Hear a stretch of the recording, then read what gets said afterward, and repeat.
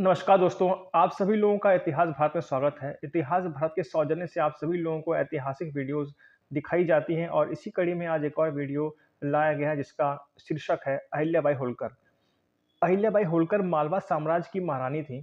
इनका जन्म एक गरीब ढोलवार परिवार में 31 मई 1725 ईस्वी को महाराष्ट्र के चोंडी गांव में हुआ था।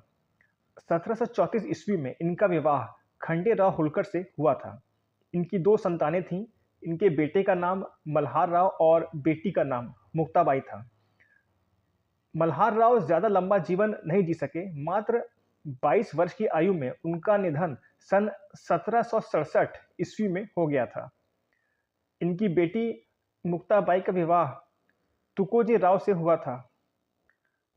मुक्ताबाई और तुकोजी राव के बेटे का नाम यशवंत राव होलकर था।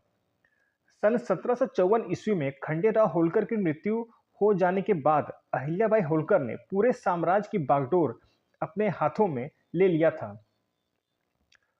शासन चलाने में उनके दामाद तुकोजी राव ने उनकी हर संभव सहायता की। दोस्तों, अब इतिहास भारत के माध्यम से आप सभी लोगों को अहिल्याबाई होलकर के महत्वपूर्ण कार्यों के बारे में बताया जाएगा। उन्होंने वाराणसी के काशी विश्वनाथ मंदिर सहित कई मंदिरों और धर्मशालाओं का पुनः निर्माण करवाया। अपने निष्पक्ष और न्यायपूर्ण शासन के लिए जाने जाने वाली अहिल्याबाई होलकर ने सड़कों, विश्राम गृहों और पानी की टंकियों का निर्माण करवाने के साथ ही गरीबों की मदद भी की। शिक्षा और स्वास्थ्य सेवाओं को बढ़ावा देने के साथ ही उन्होंने अपने राज्य में कानून और व्यवस्था को मजबूत किया। इसके साथ ही उन्होंने माहेश्वर को एक महत्वपूर्ण व्यापारिक केंद्र बनाया।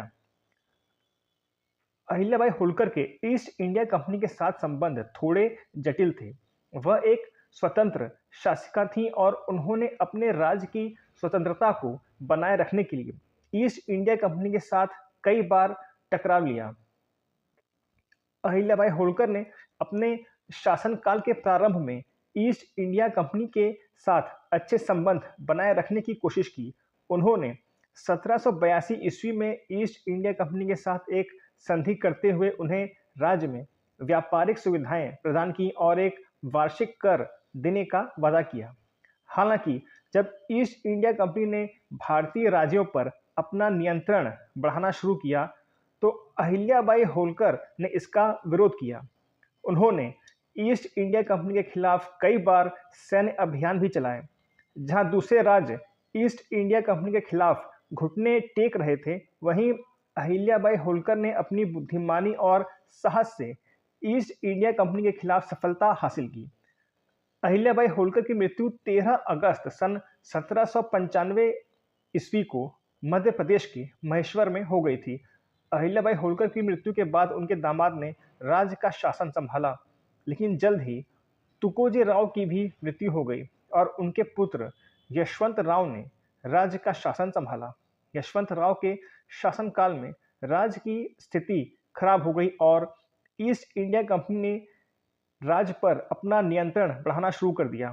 1818 ईस्वी में यशवंत राव ने ईस्ट इंडिया कंपनी के साथ संधि कर ली, जिसमें उन्होंने राज्य का नियंत्रण ईस्ट इंडिया कंपनी को सौंप दिया। इस तरह होलकर राज्य ईस्ट इंडिया कंपनी के अधीन हो गया। लेकिन अहिल्याबाई होलकर की यादें और उनके द्वारा किए गए कार्य आज भी लोगों के दिलों में बसे हुए हैं। अहिल्याबाई होलकर को उनकी न्यायप्रियता, शासन क्षमता और समाज सेवा के लिए याद किया जाता है।